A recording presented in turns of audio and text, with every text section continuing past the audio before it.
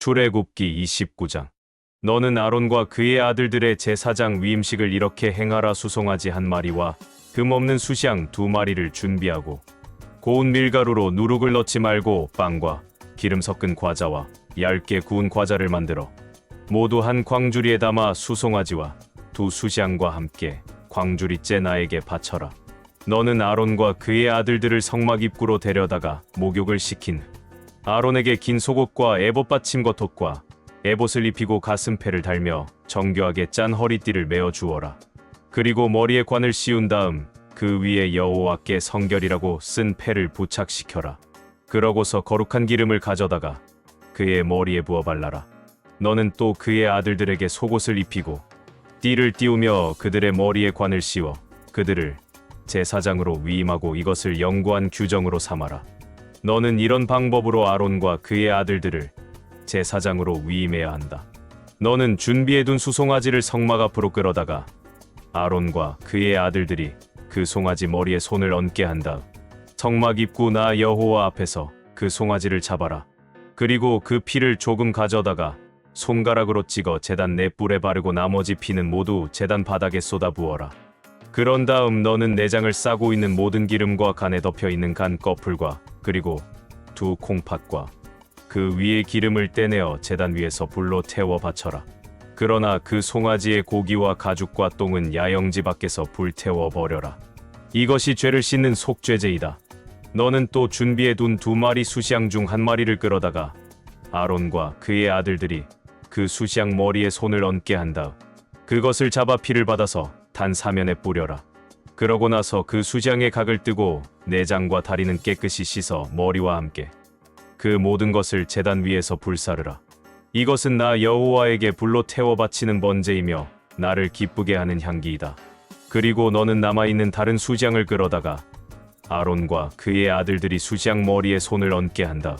그것을 잡아 피를 받아서 아론과 그의 아들들의 오른쪽 귓불과 오른손 엄지손가락과 오른발 엄지발가락에 바르고 그 나머지 피는 제단 사면에 뿌려라. 그러고 나서 너는 단 위에 피와 거룩한 기름을 조금 가져다가 아론과 그의 아들들에게 뿌리고 또 그들의 옷에도 뿌려라. 그러면 그들과 그들의 옷이 거룩하게 될 것이다. 너는 또 그 수장의 기름과 기름진 꼬리와 내장을 싸고 있는 모든 기름과 간에 덮여 있는 간 꺼풀과 그리고 두 콩팥과 그 위에 붙은 기름을 떼어내고 오른쪽 널쩍 다리를 잘라내어 따로 두어라. 이것은 제사장의 위임식 수장이다. 그런 다음 너는 나에게 바친 빵 광주리에서 빵 한 개와 기름 섞은 과자 한 개와 얇게 구운 과자 한 개를 가져다가 그 모든 것을 아론과 그의 아들들에게 주어 나 여호와 앞에서 흔들어 바치게 하라. 그리고 너는 그들에게서 그것을 받아 번제물 위에 올려놓고 불살라 나 여호와를 기쁘게 하는 향기로운 제물이 되게 하라. 또 너는 이 위임식 수장의 가슴을 가져다가 내 앞에서 흔들어 바쳐라. 이것은 너의 몫이다. 너는 아론과 그의 아들들의 위임식 때 흔들어 바친 수장의 가슴과 널쩍 다리를 거룩하게 구별하라. 이것은 이스라엘 백성이 화목제물 중에서 나 여호와에게 바쳐야 할 예물로 그들이 항상 아론과 그의 아들들에게 주어야 할 몫이다. 아론의 제사장복은 그의 후손들에게 대대로 물려주어 위임식 때 그들이 입고 기름 부음을 받게 할 것이며 아론을 이어 대제사장이 되는 아들은 성막에 들어가 성소에서 섬길 때 7일 동안 이 거룩한 옷을 입어야 한다. 너는 위임식에 사용된 수장의 고기를 가져다가 거룩한 곳에서 삶아 아론과 그의 아들들이 성막 입구에서 광주리의 빵과 함께 그 고기를 먹게 하라. 그들을 위임하여 거룩하게 하는데 사용된 이 속죄의 제물은 거룩한 것이므로 그들만이 먹어야 하며 다른 사람은 먹을 수 없다. 만일 위임식의 고기나 빵이 다음날 아침까지 남았으면 그것을 불로 태워 버려라. 그것은 거룩한 것이므로 먹어서는 안 된다. 너는 아론과 그의 아들들의 위임식을 내가 명령한 그대로 7일 동안 행하라. 매일 수송아지 한 마리로 죄를 씻는 속죄제를 드리고 또 단을 위해서도 속죄하여 깨끗하게 하며 거기에 기름을 부어 거룩하게 하라. 내가 7일 동안 단을 위해 속죄하여 거룩하게 하면 그 단이 아주 거룩하게 되어 단에 접촉하는 사람이나 물건이 다 거룩해질 것이다. 내가 매일 정규적으로 단에 바칠 제물은 1년 된 어린 양 2마리이다. 어린 양 한 마리는 아침에 바치고 또 한 마리는 저녁에 바쳐라. 그리고 너는 어린 양 한 마리에 대하여 고운 밀가루 2.2리터와 순수한 감람기름 약 1리터를 섞어서 바치고 또 포도주 약 1리터를 제물로 바쳐라. 나머지 한 어린 양은 저녁에 바치되 아침에 드릴 때와 마찬가지로 곡식과 기름으로 드리는 소제와 포도주로 드리는 전제를 함께 바쳐라. 이것은 나 여호와에게 불로 태워 바치는 향기로운 제물이다. 불로 태워 바치는 이 번제는 성막 입구 나 여호와 앞에서 너희가 대대로 바쳐야 한다. 내가 거기서 내 백성과 만나고 너희에게 말하겠다. 내가 거기서 이스라엘 백성을 만날 것이니 내 영광의 광채로 그곳이 거룩하게 될 것이다. 이렇게 해서 내가 성막과 단을 거룩하게 하고 아론과 그 아들들도 거룩하게 하여 제사장으로서 나를 섬기게 하겠다. 내가 또 이스라엘 백성 가운데 살면서 그들의 하나님이 될 것이다. 그들은 내가 그들 가운데 살고자 그들을 이집트에서 인도해 낸 그들의 하나님 여호와임을 알 것이다. 나는 그들의 하나님 여호와이다. 요한복음 8장. 그러나 예수님은 감람산으로 가셨다. 다음 날 이른 아침에 예수님이 다시 성전으로 오시자 사람들이 예수님에게 몰려들었다. 그래서 예수님이 앉아 그들을 가르치고 계시는데 율법학자들과 바리새파 사람들이 가늠하다가 잡힌 한 여자를 끌고 와서 가운데 세우고 선생님, 이 여자는 가늠하다가 현장에서 잡혔습니다. 모세의 법에는 이런 여자를 돌로 쳐 죽이라고 했는데 선생님은 어떻게 생각하십니까? 하고 물었다. 그들이 이런 질문을 한 것은 예수님을 시험하여 고발할 구실을 찾기 위해서였다. 그러나 예수님은 몸을 굽혀 손가락으로 땅바닥에 무엇인가 쓰고 계셨다. 그래도 그들이 계속해서 질문을 하자 예수님은 일어나 너희 가운데 죄 없는 사람이 먼저 그 여자를 돌로 쳐라 하시고 다시 몸을 굽혀 땅바닥에 무엇인가 계속 쓰셨다. 예수님의 말씀을 듣고 그들은 양심의 가책을 받아 나이 많은 사람으로부터 시작하여 하나씩 둘씩 모두 가버리고 예수님과 거기에 서 있는 여자만 남았다. 예수님께서 일어나 그 여자에게 그들이 어디 있느냐? 너를 죄인 취급한 사람은 없느냐? 하고 물으시자 그녀는 주님, 없습니다 하고 대답하였다. 그때 예수님은 그렇다면 나도 너를 죄인 취급하지 않겠다. 가서 다시는 죄를 짓지 말아라 하고 말씀하셨다. 후에 예수님은 사람들에게 다시 말씀하셨다. 나는 세상의 빛이다. 나를 따르는 사람은 어두움에 다니지 않고 생명의 빛을 받을 것이다. 그러자 바리새파 사람들이 예수님께 당신이 자기를 증거하고 있으니 당신의 증거는 진실하지 못하오 하였다. 그래서 예수님은 이렇게 말씀하셨다. 나는 내가 어디서 와서 어디로 가고 있는지를 알기 때문에 내가 나를 증거한다고 해도 내 증거는 참된 것이다. 그러나 너희는 내가 어디서 와서 어디로 가는지를 모른다. 너희는 사람의 표준대로 판단하지만 나는 아무도 판단하지 않는다. 내가 만일 판단하더라도 내 판단이 옳은 것은 내가 혼자 있는 것이 아니라 나를 보내신 아버지께서 나와 함께 계시기 때문이다. 너희 율법에도 두 사람의 증거는 참된 것이라고 기록되어 있다. 내가 나를 증거하기도 하지만 나를 보내신 아버지께서도 나를 증거해 주신다. 이 말씀을 듣고 그들이 당신의 아버지가 어디 있소? 하고 묻자 예수님은 그들에게 너희는 나를 알지 못하고 내 아버지도 모른다. 만일 너희가 나를 알았다면 내 아버지도 알았을 것이다 하고 대답하셨다. 예수님은 성전에서 가르치실 때 헌금함 앞에서 이 말씀을 하셨으나 아직 그분의 때가 되지 않았으므로 예수님을 잡는 사람이 아무도 없었다. 예수님은 그들에게 다시 말씀하셨다. 나는 떠나간다. 너희는 나를 찾다가 너희 죄 가운데서 죽을 것이다. 내가 가는 곳에는 너희가 올 수 없다. 그때 유대인들이 자기가 가는 곳에는 우리가 가지 못한다고 하니 이 사람이 자살이라도 하겠다는 건가? 하자. 예수님이 이렇게 말씀하셨다.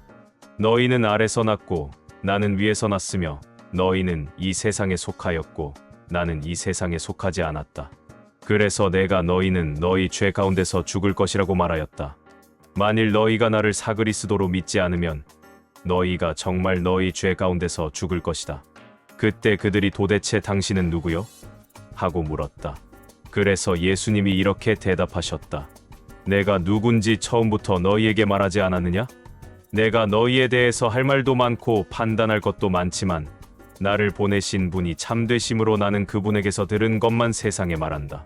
그들은 예수님이 하나님 아버지에 대해서 말씀하셨다는 것을 깨닫지 못하였다. 28. 그러므로 예수님이 다시 말씀하셨다. 너희가 나를 십자가에 못 박아 죽인 다음에야 비로소 내가 그리스도라는 것과 또 내가 아무것도 스스로 말하지 않고 아버지께서 가르쳐 주신 대로 말한다는 것을 알게 될 것이다. 나를 보내신 분이 나와 함께 하신다. 내가 항상 그분이 기뻐하시는 일을 하기 때문에 그분은 나를 혼자 버려 두지 않으셨다. 이 말씀을 듣고 많은 사람이 예수님을 믿었다. 그래서 예수님이 자기를 믿는 유대인들에게 말씀하셨다. 너희가 내 말대로 살면 참으로 내 제자가 되어 진리를 알게 될 것이며 그 진리가 너희를 자유롭게 할 것이다. 우리는 아브라함의 후손으로 남의 종이 된 적이 없는데 어째서 당신은 우리가 자유를 얻게 될 것이라고 말하시오? 내가 분명히 너희에게 말한다. 죄를 짓는 사람은 누구나 다 죄의 종이다. 종은 주인 집에서 영구히 머물러 있을 수 없지만 아들은 그 집에서 영원히 산다. 그러므로 아들이 너희에게 자유를 주면 너희는 진정으로 자유로운 사람이 될 것이다. 너희가 아브라함의 후손이라는 것은 나도 알고 있다. 그러나 너희가 내 말을 받아들이지 않기 때문에 나를 죽이려고 한다. 나는 내 아버지 앞에서 본 것을 말하고 너희는 너희 아비에게 들은 것을 행한다. 우리 아버지는 아브라함이요. 너희가 아브라함의 자손이라면 아브라함을 본받아야 하지 않느냐? 그러나 너희는 지금 하나님에게서 들은 진리를 말한 나를 죽이려 하고 있다. 아브라함은 이렇게 하지 않았다. 너희는 너희 아비가 하는 짓을 하고 있다. 우리는 사생아가 아니요. 우리 아버지는 하나님 한 분뿐이요. 그래서 예수님이 그들에게 이렇게 말씀하셨다. 너희 아버지가 정말 하나님이시라면 너희가 나를 사랑했을 것이다. 이것은 내가 하나님에게서 나와 이곳에 왔기 때문이다. 나는 내 마음대로 온 것이 아니고 아버지께서 나를 보내셨다. 왜 너희는 내 말을 이해하지 못하느냐? 이것은 너희가 내 말을 알아들을 수 없기 때문이다. 너희는 너희 아비인 마귀의 자식이므로 너희 아비가 원하는 것을 하고 싶어 한다. 그는 처음부터 살인자였다. 그에게는 진리가 없으므로 그가 진리의 편에 서지 못한다. 그는 거짓말을 할 때마다 자기 본성을 드러낸다. 이것은 그가 거짓말쟁이며 거짓의 아비이기 때문이다. 너희는 내가 진리를 말하기 때문에 나를 믿지 않는다. 너희 중에 내게서 죄를 찾아낼 사람이 누구냐? 내가 진리를 말하는데도 왜 나를 믿지 않느냐? 하나님께 속한 사람은 하나님의 말씀을 듣는다. 그러나 너희가 듣지 않는 것은 하나님께 속하지 않았기 때문이다. 그때 유대인들이 예수님께 우리가 당신을 사마리아 사람이며 귀신 들린 사람이라고 하는 것이 옳지 않소? 하자 예수님이 이렇게 대답하셨다. 내가 귀신 들린 것이 아니라 내 아버지를 공경하는데도 너희는 나를 멸시하고 있다. 나는 내 자신의 영광을 구하지 않는다. 그것을 구하고 판단하시는 분은 하나님이시다. 내가 분명히 너희에게 말한다. 누구든지 내 말을 지키면 영원히 죽지 않을 것이다. 그러자 유대인들이 대꾸하였다. 이제 보니 당신은 귀신이 들려도 단단히 들렸소. 아브라함도 예언자들도 다 죽었는데 당신의 말을 지키면 영원히 죽지 않는다니. 그렇다면 당신이 죽은 우리 조상 아브라함보다 위대하단 말이오? 예언자들도 죽었는데 도대체 당신은 누구란 말이오? 그래서 예수님이 다시 말씀하셨다. 내가 내 자신에게 영광을 돌리면 그것은 아무 가치도 없다. 나를 영광스럽게 하시는 분은 바로 너희가 너희 하나님이라고 부르는 내 아버지이시다. 너희는 그분을 모르지만 나는 알고 있다. 만일 내가 그분을 모른다고 하면 나도 너희처럼 거짓말쟁이가 되고 말 것이다. 그러나 나는 그분을 알고 그분의 말씀을 지키고 있다. 너희 조상 아브라함은 내 날을 보리라는 생각에 즐거워하다가 마침내 보고 기뻐하였다. 이때 유대인들이 당신은 아직 50살도 못 되었는데 아브라함을 보았단 말이오? 하고 묻자 예수님은 내가 분명히 너희에게 말하지만 나는 아브라함이 나기 전부터 있다 하고 대답하셨다. 그러자 그들이 돌을 들어 예수님을 치려고 하였다.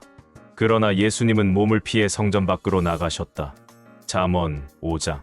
내 아들아, 내가 지혜와 통찰력으로 가르치는 말을 잘 귀담아 듣고 모든 일을 신중하게 하며 내 말에 지식이 깃들여 있음을 보여주어라.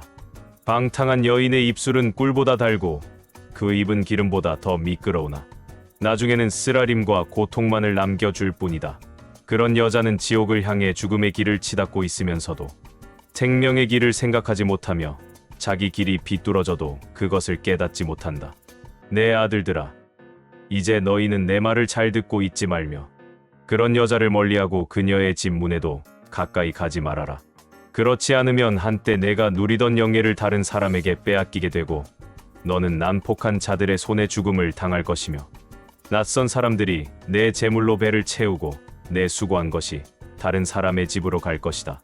그럴 경우 결국 내 육체는 병들어 못쓰게 되고 너는 이렇게 탄식하게 될 것이다. 내가 왜 훈계를 싫어하며 어째서 내 마음이 꾸지람을 가볍게 여겼는가? 내가 내 스승의 말을 듣지 않았고 나를 가르치는 사람에게 귀를 기울이지 않았더니 이제 많은 사람들 앞에서 수치를 당하게 되었구나. 너는 내 아내에게 성실하고 그녀만 사랑하여라. 내가 다른 여인에게 정을 주어 자식을 낳게 할 이유가 무엇이냐?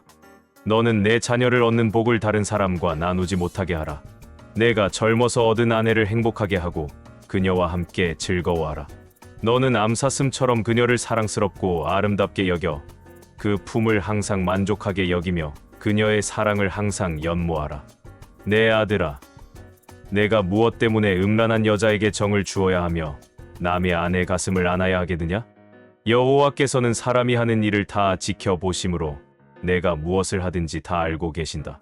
악인은 자기 악에 스스로 걸려 넘어지며 자기 죄의 줄에 자기가 매인다. 그는 진리의 교훈을 듣지 않으므로 죽을 것이며 너무 어리석은 탓으로 길을 잃고 방황할 것이다. 갈라디아서 4장. 여러분, 상속자는 모든 것의 주인이지만 어릴 때는 종이나 다름없으며 아버지가 정한 때까지는 보호자나 재산 관리인 아래에 있습니다.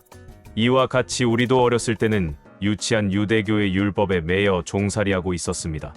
그러나 때가 되어 하나님은 자기 아들을 보내 여자에게서 태어나게 하시고 율법의 지배를 받게 하셨습니다. 그것은 율법 아래에 있는 사람들을 구원하고 우리를 하나님의 자녀가 되게 하기 위해서입니다.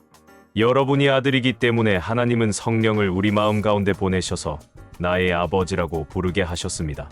그러므로 이제는 여러분이 종이 아니라 하나님의 아들입니다. 여러분이 아들이기 때문에 하나님은 여러분을 상속자로 삼으신 것입니다. 전에 여러분이 하나님을 알지 못했을 때는 실제로 있지도 않은 신들에게 종이 되었습니다. 그러나 이제는 여러분이 하나님을 알고 하나님도 여러분을 아십니다. 그런데 왜 여러분은 약하고 무가치하며 유치한 율법으로 되돌아가 다시 종이 되려고 하십니까? 여러분이 날과 달과 절기와 해를 지킨다고 하니 내가 여러분을 위해 수고한 것이 헛되지 않았나 걱정됩니다. 형제 여러분, 내가 여러분과 같이 되었으니 여러분도 나와 같이 되기를 바랍니다. 여러분은 나에게 해를 끼치지 않았습니다. 여러분도 다 아는 일이지만 내가 처음으로 여러분에게 기쁜 소식을 전하게 된 것은 내 육체의 질병 때문이었습니다. 내 병이 여러분에게 시험이 되긴 했지만 여러분은 나를 업신여기거나 버리지 않고 하나님의 천사나 그리스도 예수님과 같이 나를 환영해 주었습니다. 그런데 여러분의 그 기쁨은 다 어디로 갔습니까? 그때 여러분이 할 수만 있었다면 눈이라도 뽑아서 나에게 주었을 것입니다. 이제 와서 내가 진리를 말하기 때문에 여러분의 원수가 되었습니까? 거짓 선생들이 여러분을 열심히 설득하고 있는 것은 좋은 생각에서가 아니라 여러분이 우리를 버리고 자기들을 따르도록 하기 위한 것입니다. 여러분이 선한 일에 열심을 내는 것은 내가 함께 있을 때뿐만 아니라 언제든지 좋은 일입니다. 나의 사랑하는 자녀 여러분, 여러분 속에 그리스도의 모습이 형성될 때까지 나는 다시 여러분을 위해 해산하는 고통을 겪습니다. 나는 여러분에 대하여 의심스러운 점이 있어 갈피를 잡을 수 없으므로 이제라도 직접 만나보고 여러분에 대한 내 태도를 바꾸고 싶습니다. 말해 보십시오. 여러분은 율법 아래 살기를 원하면서도 율법이 말하는 것을 듣지 못합니까?